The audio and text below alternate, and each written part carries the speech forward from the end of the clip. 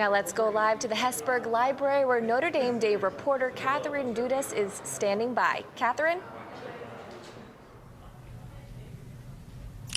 Thanks, Trisha. Yes, I am at the top of the iconic Hesburgh Library. As you can see, it's an incredible, beautiful view. And I'm here with one of the people who perhaps knows this library the best, Diane Parr Walker, the University Librarian. Diane, thank you so much for joining us. It's my pleasure. I'm glad to be here. As we just saw, this is a momentous year for the library. How has the university been celebrating? It has been a momentous year. Father Hesburgh's original vision for this building came to light when it opened on September 18th, 1963, and then was dedicated on May 7th, 1964. So we've used those two important dates to frame a year-long celebration that has helped us celebrate our past and reconnect with the original vision, but also anchor our vision for the future of the library and reimagine that in order to be a great research university, Notre Dame has to have a great library. That's really wonderful. And what other events have made this year a big one for the libraries? Sure. The celebration has really been a campus-wide celebration. We've had a lot of partnerships across campus.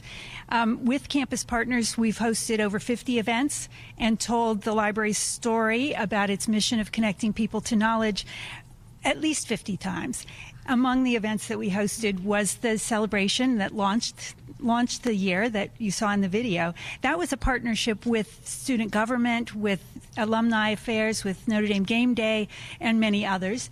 Then we've hosted a series of lectures, the Hesburgh Library Lecture Series, with academic units around the campus, all during the year. And in January, we hosted, along with the DeBartolo Performing Arts Center and student government and many others, the TEDx UND event. That all sounds really incredible. And as media increasingly goes digital, what will the next 50 years bring for the library, if you can guess that far?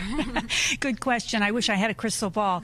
But, I'm often asked if the future of the library is about print and books or about digital. It's true that for the last several hundred years, books have been the primary containers of knowledge.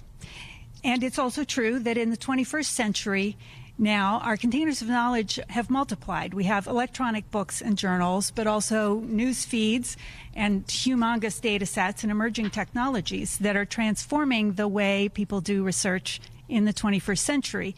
But what's important is for us to remember that the library's mission is really about connecting people to knowledge. And so the future is about books, but also about digital and a lot more. Speaking of digital, the library's launched a new Center for Digital Scholarship this fall, and what's going on there? Sure, we did. We launched the Center for Digital Scholarship and celebrated that opening in November. Knowledge creation in the 21st century really will require access to state-of-the-art technology and advanced research expertise and digital library services. So the center has been designed to meet those growing needs. And already it's transforming how we work with faculty to advance teaching, research, and learning here at Notre Dame. And the center will also give every Notre Dame student access to the digital tools and skills that they need to be successful contributors in a 21st century digital world.